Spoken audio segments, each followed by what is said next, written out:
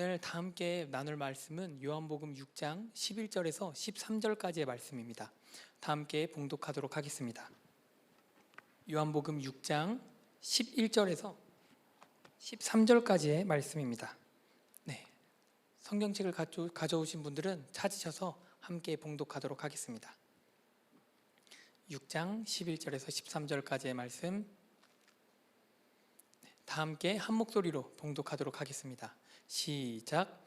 예수께서 빵을 들어서 감사를 드리신 다음에 앉은 사람들에게 나누어 주시고 물고기도 그와 같이 해서 그들이 원하는 대로 주셨다. 그들이 배불리 먹은 뒤에 예수께서 제자들에게 이렇게 말씀하셨다. 남은 부스러기를 다 모으고 조금도 버리지 말아라. 그래서 보리빵 5덩이에서 먹고 남은 부스러기를 모으니 12광주리에 가득 찼다. 아멘. 오늘 함께 나눌 말씀은 요한복음, 또 우리가 잘 아는 오병이어에 대한 이야기입니다. 오병이어 이야기 너무 많이 들으셔서 아는 분도 있으시고 또 처음 듣는 분도 있으실 텐데, 오늘 말씀을 전하기에 앞서 2월 한 달간 이창원 목사님, 양상재 목사님, 그리고 세 번째 주에 다시 이창원 목사님, 그리고 저까지 함께 나누고 있는 이 요한복음에 대해서 짧게 정리하려고 합니다. 요한복음에는 몇 가지 기적 이야기가 등장합니다. 요한복음은 기적을 딱 7개만 적혀 써 있는데요, 그 요한복음을 쓴 예수님의 제자 사도 요한은 특별히 기적 7개를 엄선하여서 그 기적을 통해 예수님을 드러내고자 요한복음 안에 기적 7개를 적었습니다. 그 기적은 단순히 예수님이 이런 걸 할 수 있다, 이런 내용이 중요한 것이 아니라 그 기적을 통해서 예수님이 어떤 분인지를 아는 것이 중요한 사실입니다. 그래서 오늘 함께 나눌 이야기는 오병이어의 기적이고요. 이전에 기적들을 함께 살펴보면 또 기적 이전에도 스토리가 있었죠. 사마리아 여인, 또 베데스다에 있었던 병자, 그 다음에 또 그 가나의 혼인잔치, 니고데모 이야기, 많은 이야기들, 요한복음의 이야기들이 있었는데요. 사람들은 다, 예수님을 만났던 사람들은 자신이 원하던 것과 자신이 원하던 문제의 해결책에 대해서 간구를 하였습니다. 그런데 늘 예수님께서 주시고자 하는 것은 그것과는 사뭇 다른 것이었습니다. 사마리아 여인은 다시는 목마르지 않게 하는 물을 원했습니다. 베데스다 연못에 있었던 그 38년 된 병자는 자신을 연못에 던져줄 사람을 구했습니다. 오병이어의 무리는 자신들의 배를 채워줄 빵을 구했습니다. 사람들이 원했던 것은 목마르지 않게 하는 물, 배고프지 않게 하는 빵, 자기를 연못에 넣어줄 사람, 이런 것들이었지만 예수님이 진정으로 그들에게 주고 싶으셨던 것은 그런 것이 아니었습니다. 공통적으로 예수님께서 그들에게 주고 싶으셨던 것은 생명, 행복, 평강, 이런 거였습니다. 그런데 예수님은 이 사람의 근본적인 문제를 늘 말씀하시고 근본적인 문제의 해결책에 대해서 늘 말씀하시고 싶으셨습니다. 그런데 사람들은 근본적인 문제는 모른 채 자기들 눈앞에 있는, 저기 연못에 제일 먼저 들어가는 사람이 나으니까 나를 연못에 제일 먼저 넣어주세요. 내가 지금 배가 고프니까 빨리 내게 먹을 것을 주세요. 내가 연못에 이렇게 우물에 물을 떠오기 너무 힘드니까 다시는 내가 우물에 오지 않도록 목마르지 않게 하는 그런 것을 주세요 하고, 사람들은 자기 눈앞에 있는 그런 문제에 대한 해결책, 그 해결책도 자신이 원하는 해결책을 늘 구해왔습니다. 그런데 예수님이 바라보시기에 그들의 문제는 그런 것이 아니었습니다. 그들의 문제는 육체적인 목마름, 육체적인 배고픔, 이런 것이 아니라 내면의 목마름, 영적인 허기, 근본적으로 그 속에 생명이 없음이 문제였던 것입니다. 따라서 예수님은 그들이 원하는 해결책을 주시기 위해서 온 것이 아니라 예수님이 주고 싶으셨던 것, 참 생명, 참 행복을 주시기 위해서 이 땅에 오셨던 것입니다. 그런데 사람들은 그것을 알지 못했습니다. 따라서 예수님이 무언가 말씀하실 때 제대로 이해한 사람이 별로 없었습니다. 베데스다 연못 이야기를 짧게 나누자면, 예수님이 낫고 싶냐고 물어봤는데 그 병자는 낫고 싶습니다 라고 대답을 하면 되지, 연못이 움직일 때 나를 가장 먼저 넣어주는 사람이 없어서 내가 낫지를 못했습니다, 이런 말을 합니다. 그가 원하던 해결책은 연못에 가장 빨리 들어가는 것이었기 때문입니다. 그런데 예수님은 낫고 싶냐고 물어봤습니다. 그게 근본적인 문제였기 때문입니다. 예수님이 오늘날 우리를 바라보시기에도 마찬가지일 수 있습니다. 예수님은 우리에게 행복하고 싶냐? 라고 물어봤습니다. 우리는 모두 행복하고 싶습니다. 그런데 우리는 늘 참 행복을 주시는 예수님이 아니라 내가 원하는, 내가 행복할 수 있는 나의 것들을 구합니다. 나는 이 정도 재물이 있으면 행복할 것 같아. 나는 이 정도 직장이 있으면 행복할 것 같아. 나는 내 이상형에 맞는 이런 배우자가 있으면 행복할 것 같아 하고 우리는 늘 우리가 원하는 것들을 주님께 간구해 왔습니다. 그런데 예수님이 주고 싶으셨던 것은 그런 것이 아니었습니다. 오늘 이야기를 나눠보자면 오늘 이야기는 오병이어의 이야기입니다. 오병이어 이야기를 잠깐 나누자면 예수님께서 아까 나눈 것처럼 병자들을 고치고 물을 변하여 포도주로 만들고 이런 기적들을 행하고 다니시니 무리들이 예수님을 따라오기 시작했습니다. 그 따라온 사람들이 성경에 기록되기를 성인 남자, 그러니까 장정만 계수했을 때 5,000명이라고 합니다. 그러면 이제 보통 말하기로는 어린아이도 있고 노년에 이른 사람들도 있고 또 여성분들도 있을 거기 때문에 한 2만 명 정도 됐을 거라고 추정을 하는데요. 2만 명 정도의 사람이 예수님을 다 따라왔습니다. 근데 그 2만 명 사람들이 먹을 것이 없자 예수님은 빌립을 시험하듯이 물어보십니다. 어디서 음식을 구해서 이 사람들을 먹이겠느냐라고 하니 빌립은 뭐라고 대답을 했냐면 이 사람들을 조금씩만 먹이려고 해도 200데나리온이 있어도 충분하지 못할 겁니다 라고 대답을 합니다. 그리고 안드레는 여기 한 아이가 가지고 있는 보리빵 5개와 물고기 2마리가 있는데 이게 무슨 소용이 있겠습니까? 라고 대답을 합니다. 결국 예수님의 제자들은 인간적인 시선으로 인간적인 자신들의 해결책을 생각해보고 그것이 아니자 예수님께 그 답변을 드렸던 것입니다. 그런데 그것은 우리가 아는 바와 같이 예수님께서 원하시던 답은 아니었습니다. 이후 예수님께서는 무리들을 다 앉히시고 우리가 아는 바와 같이 빵을 드시고 또 물고기를 들어서 감사기도를 드리신 후에 사람들에게 나누니 그것이 모든 사람이 먹기에 충분한 양이 되었습니다. 그 이후 예수님께서 사람들이 자기를 왕으로 삼으시려는 것을 알고 혼자 유유히 다른 곳으로 가시고 결국 가버나움에서 그 무리들이 예수님을 계속 쫓아와서 다시 만나게 돼서 예수님의 생명의 빵 설교가 시작됩니다. 오늘 제가 함께 나누고 싶은 내용은 오병이어 이야기 이후에 나온 이 생명의 빵에 대한 예수님의 설교문입니다. 예수님께서 당시 사람들이 듣기에는 너무 충격적인 이야기를 하십니다. 오늘날 우리는 너무 익히 들었던 개념이라 좀 익숙할 텐데요. 예수님께서 뭐라고 말씀하시냐면 생명의 빵을 구해야 되는데 그 빵이 나라고 말합니다. 내 살과 피를 먹어야 된다고 말씀하십니다. 오늘 우리는 그나마 조금 상징적으로 이해하기 때문에 좀 익숙하지만 그 당시 사람들에게는 너무나도 난해하고 너무나도 기괴한 이야기였습니다. 그 생명의 빵 설교를 잠깐 요약하자면 너희들은 눈에 보이는 이 빵, 이런 썩어질 빵을 위해서 썩어질 몸을 위하여 일하지 말고 영생을 얻게 하는 빵, 영생을 하게 하는 것을 위해서 일해라. 내가 생명의 빵이다. 내 살과 피를 먹는 자만이 내가 그 안에 있고 그가 내 안에 있다. 이런 자는 영생할 것이다. 생명을 얻을 것이다. 행복할 것이다. 이런 말씀을 하십니다.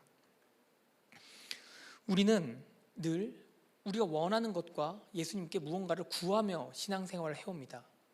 그러나 제가 여러분과 함께 나누고 싶은 것은 예수님은 생명의 빵을 준다고 말씀하시지 않으셨습니다. 뭐라고 말씀하셨냐면 자신이 생명의 빵이라고 말씀하십니다. 다르게 표현하자면 행복은 예수님이 주시는 것이 아닙니다. 예수님이 우리의 행복이 되셔야 하는 것입니다. 생명은 예수님이 주시는 것이 아닙니다. 생명이신 예수님이 우리 안에 들어오실 때 우리는 생명을 얻게 되는 것입니다.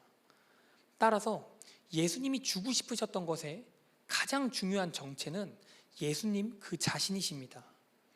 우리는 그러나 예수님 자신 외의 것들을 늘 예수님께 구해왔습니다. 물질, 직업, 합격, 배우자 이런 모든 것들은 사실 예수님이 근본적으로 주고 싶으신 것과는 동떨어진 이야기일 수 있습니다. 그러나 예수님은 우리에게 우리의 삶에 행복과 생명을 불어넣어 주시기 위해 결국 십자가에 달리셔서 자기 자신이 찢기심으로 우리를 위한 구원 사역을 감당해내십니다. 생명의 빵이신 예수님을 섭취하고 생명의 빵이신 예수님과 함께하고 진짜 신랑이신 예수님과 교제할 때에 우리의 행복이 시작됩니다. 이 말씀은 이제 더 이상 다른 빵을 찾고 다니지 않아도 된다는 것입니다. 사마리아 여인이 6번이나 남편이 바뀐 것처럼 우리는 늘 우리가 원하는 것들을 끊임없이 강구하며 살아옵니다. 대학교만 합격하면 다 될 줄 알았는데, 또 대학교 졸업하고 취업만 되면 뭔가 다 될 줄 알았는데, 또 배우자와 결혼하면 다 될 줄 알았는데, 이런 식으로 우리는 늘 원하는 것들을 끊없이 강구해 오지만 결국 그 끝은 없습니다. 우리 인간은 끝없이 무언가를 갈구하고 끝없이 목마름을 느끼는 존재이기 때문입니다. 그러나 참빵이신 생명의 떡이신 생명의 빵이신 예수님은 이제 우리를 그런 헤매이는 삶에서 벗어나게 해주십니다. 사마리아 여인이 진짜 신랑을 만난 것과 같이 우리도 우리를 영생하게 하는, 우리를 행복하게 하는 진짜 양식을 만났기 때문입니다. 이 양식, 이 예수님은 우리를 잠시 배부르게 하는 그런 것이 아닙니다. 그렇다면 빌립과 안드레가 만약 무슨 답변을 드렸다면 예수님께서 기뻐하셨을까요? 고민을 해보았는데 마태복음 4장 이야기에 이 모범답안과 같은 이야기가 나옵니다. 이 말씀은 예수님께서 직접 하신 이야기인데요. 예수님께서 사역을 시작하시기 전 40일 금식 기도를 하셨는데 그 후에 마귀가 예수님을 찾아와서 이 돌들로 명하여 떡덩이가 되라 라고 말해보라고 시험합니다. 이 돌을 빵으로 바꿔봐 라고 예수님을 시험하고 있는데요. 이때 예수님께서 뭐라고 말씀하시냐면 사람이 빵으로만 사는 것이 아니라 하나님 입에 나오는 모든 말씀으로 살 것이다 라고 말씀하십니다. 우리는 빵으로 사는 것이 아니라 하나님의 말씀으로, 예수님의 말씀으로 살아야 하는 존재입니다. 그렇다면 빌립과 안드레가 했어야 하는 모범 답안에 대해서 이야기를 해보자면 제가 생각하는 모범 답안은 이런 것입니다. 주님, 영생하게 하는 생명의 빵이 여기 계시는데 우리가 어디서 빵을 구하겠습니까? 이렇게 답변을 했다면 예수님이 100점 이랬을 수도 있습니다. 그런데 이렇게 훌륭한 믿음에는 이르지 못하고 그들은 아직 예수님이 생명의 빵이심을 알지 못했기 때문입니다. 사도 요한도 이런 부분에 특히 아쉬움을 느낀 것 같습니다. 이후에 예수님의 생명의 빵, 이 설교가 다 끝난 후에 무리들이 다 예수님을 떠나가자 예수님께서 제자들에게 너희들도 떠나갈 거냐? 라고 물어보시니 베드로가 이렇게 답변합니다. 영생의 말씀이 주님께 있사온데 우리가 어디로 가겠습니까? 라고 대답합니다. 그런데 이 말은 되게 좋은 말이지만 살짝 아쉬운 것은 영생의 말씀이 주님께 있다기보다 영생의 말씀이 주님 자신이신 것입니다. 왜냐하면 요한복음은 이렇게 시작합니다. 태초에 말씀이 계시니라. 사도 요한은 요한복음을 통해 예수님이 말씀이시고 예수님이 생명이시고 예수님, 그 생명의 말씀이신 그 예수님만이 우리의 구원자 되심을 끊임없이 어필하고 있습니다. 따라서 말씀이 예수님께 있다는 것은 조금 아쉬운 답변일지 모르겠습니다. 왜냐하면 사도 요한은 말씀과 예수님을 계속 동등시하고 있기 때문입니다. 예수님은 말씀이십니다. 우리는 그 말씀이신 예수님과 함께하고 말씀이신 예수님과 교제하고 말씀이신 예수님을 섭취함으로 영생에 이르는 것입니다. 예수님을 가까이 하는 삶은 그래서 결국 말씀을 가까이 하는 삶입니다. 말씀을 읽는 삶을, 말씀을 끝없이 묵상하는 삶은 예수님을 가까이 두고 예수님과 교제하는 삶입니다. 말씀과 멀어진 삶은 예수님과 멀어진 삶입니다. 내가 신앙생활은 하고 있는데 내 마음에, 내 삶에 말씀이 없다면 그것은 죄송하지만 예수님 없는 신앙생활을 하고 계신 것입니다. 내가 예수님을 믿다고 고백하고 있지만 내 삶에 말씀이 없다, 내 일상 속에 말씀과 함께함이 없다, 그것은 죄송하지만 예수님 없는 삶을 살고 계신 것입니다. 요한복음은 다양한 시각으로 예수님을 설명하고 있습니다. 생명, 빛, 말씀, 생명의 떡, 참신랑 등 다양한 비유를 통해 예수님을 소개하고 있는데요. 예수님을 섭취하는 것에 대해 말씀이신 예수님과 함께하는 것에 대해서 예수님께 그 생명을 얻는 것에 대해서 다른 비유, 빵 말고 포도나무와 가지 비유로 이야기를 해보겠습니다. 예수님이라는 포도나무에 우리가 잘 붙어 있다면 그 나무가 뿌리를 통해 양분을 받아서 그 나무를 통해 가지로 이제 양분이 전해질 거기 때문에 예수님과 붙어 있는 그 가지, 우리가 예수님과 붙어 있다면 그 포도나무이신 예수님과 붙어 있는 가지라면 우리는 제철이 되면 열매를 맺을 수밖에 없습니다. 그러나 내가 열매가 없다면 그것은 분명히 점검을 해보아야 합니다. 내가 정말 붙어 있는 것처럼 보이지만 자세히 보니 아주 조금 떨어졌다면 그것은 양분을 전달받지 못합니다. 왜냐하면 예수님과 붙어 있는 것과 떨어진 것만 존재하지 예수님과 근처에 있고 멀리 있고는 사실상 나무 입장에서는 양분을 전달할 수 없는 똑같은 상태이기 때문입니다. 우리는 스스로 양분을 생성할 능력이 없습니다. 우리는 스스로 열매 맺을 능력이 없습니다. 우리는 나무에 붙어야만 열매를 맺을 수 있는 가지입니다.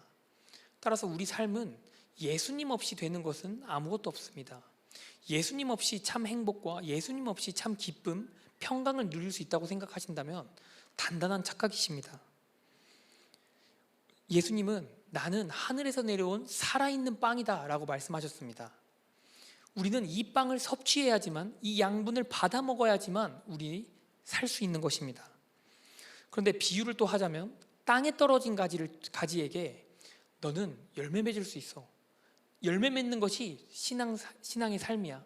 열매를 맺는 것이 그리스도인이야 라고 땅에 떨어진 가지에게 아무리 열심히 노력하고 설교를 하건 나눔을 하건 가르쳐봤자 땅에 떨어진 가지는 열매를 맺을 수 없습니다. 그것은 근본적인 해결이 아닙니다. 그렇다면 땅에 떨어진 가지가 있다면 이 가지에게 근본적인 해결책을 제시하려면 어떻게 해야 할까요? 열매를 맺는 방법에 대해 알려주어야 할까요? 이 가지에게 물을 주고 햇볕을 비춰볼까요? 아닙니다. 이 가지를 포도나무에 붙여야 하는 것입니다. 이 가지를 접붙임시켜야지만 양분을 얻고 열매를 맺을 수 있는 것입니다. 따라서 우리 삶의 근본적인 가장 큰 문제는 예수님과 붙어 있느냐 떨어져 있느냐입니다. 그런데 우리는 늘 이 근본적인 문제 말고 이외의 것들에 눈을 돌립니다. 생명의 양식을 먹고 있지 않으면서 나는 왜 이렇게 무기력하지? 나는 왜 이렇게 뭔가 마음이 힘들지? 나는 왜 이렇게 뭔가 힘들고 뭔가 안 풀리지? 이것은 땅에 떨어진 가지가 왜 나는 열매가 안 맺히지? 라고 고민하는 것과 같은 논리입니다. 따라서 우리는 예수님과 어떻게 하면 더 동행할 수 있지? 예수님과 어떻게 하면 붙어질 수 있지? 어떻게 하면 내가 예수님 안에 있을 수 있지?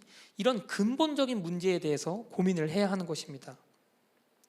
예수님도 늘 이런 해결책에 대해 말씀하시고 요한복음을 통해 늘 이런 근본적인 문제에 대해서 지적하십니다. 따라서 말씀을 읽지 않고 말씀이신 예수님과 함께하지 않고 말씀을 섭취하지 않고 그런 삶을 살고 있다면 우리는 열매를 맺을 수가 없는 삶을 살고 있는 것입니다.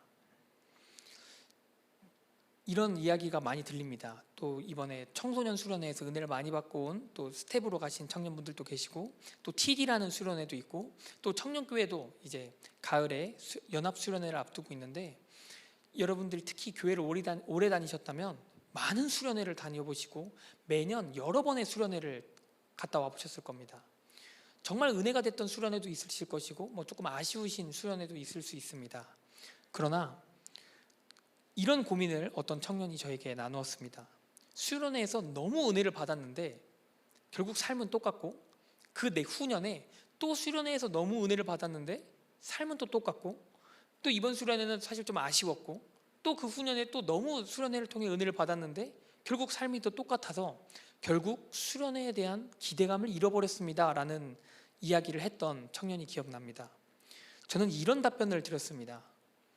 수련회는 어떻게 보면 우리가 이제 예수님이라는 영의 양식을 섭취해야 되는 존재로 생각한다면 수련회는 특식입니다. 우리가 경험해보지 못한 좋은 음식, 좋은 양식, 좋은 찬양, 좋은 말씀 이런 수많은 것들을 누릴 수 있는 어떻게 보면 우리 삶의 특식입니다. 그런데 어제 뷔페에서 신나게 배 터지게 먹었다고 해서 나 앞으로 일주일은 아무것도 안 먹어도 되겠다 라고 생각하시는 분 있으십니까?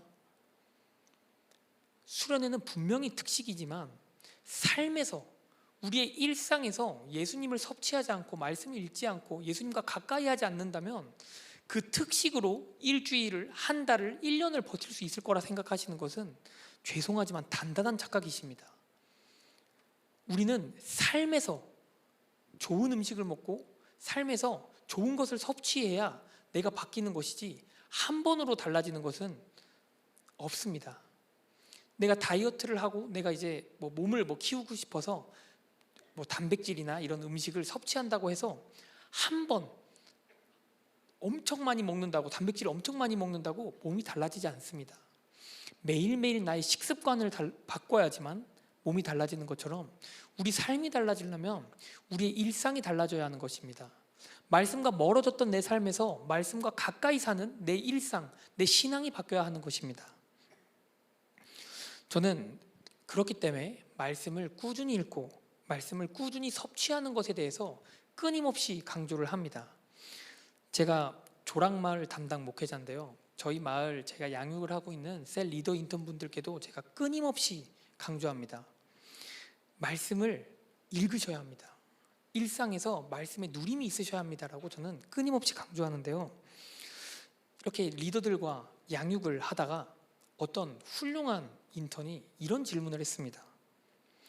성경에 예수님께서는 한 번 먹으면 다시는 굶주리지 않고 다시는 이제 목마르지 않는다고 하셨는데 왜 이렇게 끊임없이 먹어야 되는 걸까요? 라고 말씀을 하셨는데, 너무 좋은 질문을 해주셔서 그 당시에도 저도 너무 이제 기분이 좋았고 그 질문을 통해서 더 은혜로운 이야기를 함께 나눌 수 있었습니다.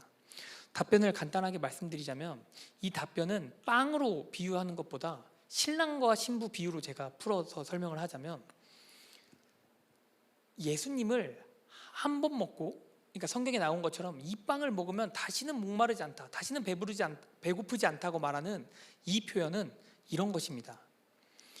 신랑을 계속 찾았던 사마리아 여인이 참 신랑을 만나니까 인생의 문제가 해결된 것처럼 우리는 이제 이 빵을 먹으니까 또 저 빵이 먹고 싶네, 저 빵을 먹고 싶으니까 또 이제 저 빵이 먹고 싶네, 이런 그 삶이 이제 끝났다는 것입니다.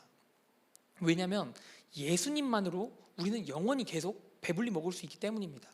영원히 행복할 수 있기 때문입니다. 참 신랑이 나에게 행복을 주는 예수님이시기 때문에 이제 더 이상 다른 신랑을 찾아다닐 필요가 없는 것입니다. 그런데 이렇다고 해서 나는 이제 예수님을 만났으니까 내 삶의 말씀 섭취는 필요 없겠다라고 말씀하시는 것은 이런 것과 같습니다. 나 참 신랑이신 예수님과 결혼했으니까 이제 아무것도 안 하고 있어도 행복이 저절로 굴러 떨어지겠다라고 생각하는 것과 같습니다. 결혼하면 끝일까요? 물론 저는 결혼을 안 해봤습니다. 여기 또 결혼하신 분들이 이제 몇몇 보이시는데요, 결혼을 하면 끝이 아닙니다. 결혼하면 서로가 행복하기 위해, 서로가 더 깊은 교제를 하기 위해, 더 함께 행복하기 위해서 노력을 해야 합니다. 마찬가지로 우리는 예수님과 결혼을 했다고 해서 끝이 아닙니다.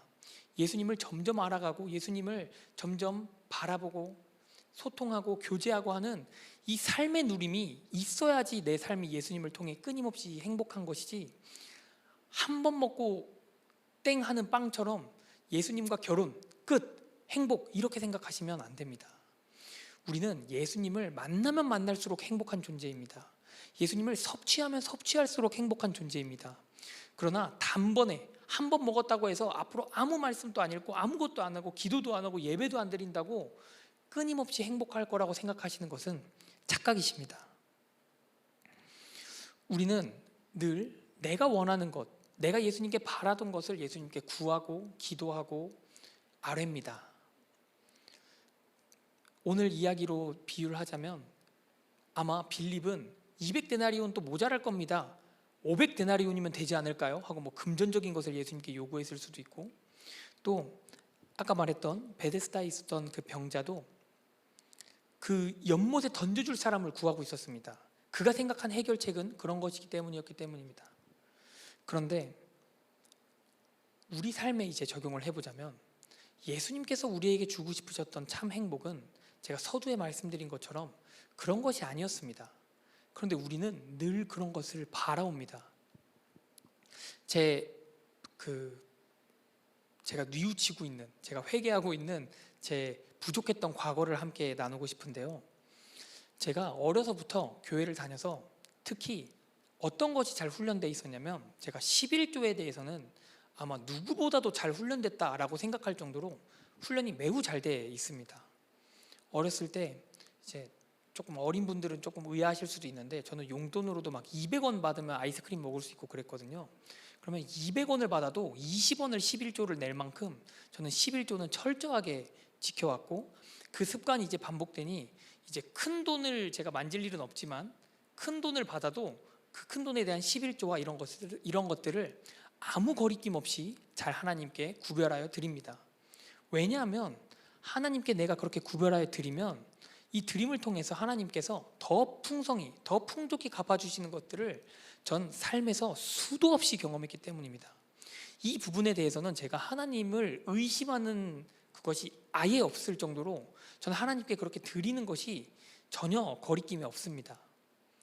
그런데 제가 한 4년 전쯤 이런 깨달음을 얻었습니다.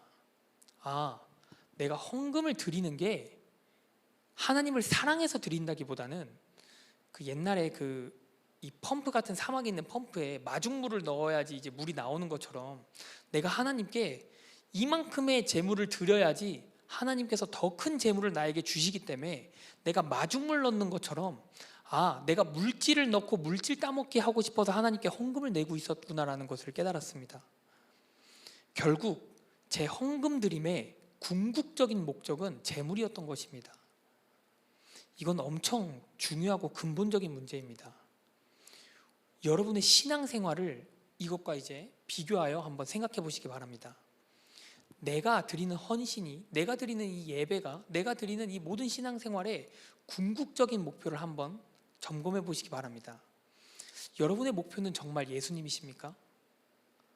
여러분도 그 당시에 저처럼 내가 예배를 드리면 내가 원하는 곳에 합격시켜 주시겠지, 내가 기도를 잘하고 내가 말씀을 잘 읽고 내가 헌신을 하면 나를 좋은 직장에 취업시켜 주셔서 내가 정말 행복한 삶을 살 수 있게 해주시겠지, 내가 더 큰 재물을 얻게 해주시겠지, 이런 내 신앙의 궁극적인 목표가 예수님이 아닐 수 있습니다. 내 신앙의 궁극적인 목표를 한번 점검해 보시기 바랍니다. 제가 서두에 말씀드렸던 것처럼 예수님이 주고 싶으셨던 행복은 그런 행복이 아니라 예수님 자신이셨습니다. 근데 우리는 늘 예수님 이외의 것들을 구합니다. 여러분들이 정말 구하고 있던 것이 무엇인지 점검해 보시기 바랍니다. 우리는 모두 행복하기 위해 신앙생활을 합니다. 저는 이것을 상당히 긍정합니다. 저도 행복하기 위해 신앙생활하고 저도 행복하기 때문에 이렇게 목사의 직분을 감당하고 있습니다. 그런데 그 행복은 예수님을 통해 받는 것이고 예수님이 나의 행복이 되는 거지, 우리의 신앙생활의 그 행복의 종착점이 내가 원하던 물질, 내가 원하던 성공, 내가 원하던 명예, 이런 것이라면 점검이 필요한 것입니다. 진짜 그리스도인은 예수님을 행복의 기준으로 삼고, 가짜 그리스도인은 예수님을 통해서 무언가를 얻으려고 합니다. 여러분들이 이 중간 지점에서 잘 고민을 해보시기를 간절히 소망합니다. 따라서 행복은 예수님과 끝없이 교제함으로, 말씀이신 예수님, 양식이신 예수님을 끝없이 섭취함으로 인해 발생되는 것입니다. 왜냐하면 예수님을 섭취하면 예수님이 내가 되고 내 안에 들어오시고 내가 예수님 안에 들어가서 예수님과 동거하게 되고 연합하게 되고 교제하게 되고 예수님과 하나가 되기 때문입니다. 그런데 우리가 원하는 행복은 무엇입니까? 말씀을 결론 짓습니다. 우리가 정말로 예수님을 통한 진정한 행복을 얻길 원합니다.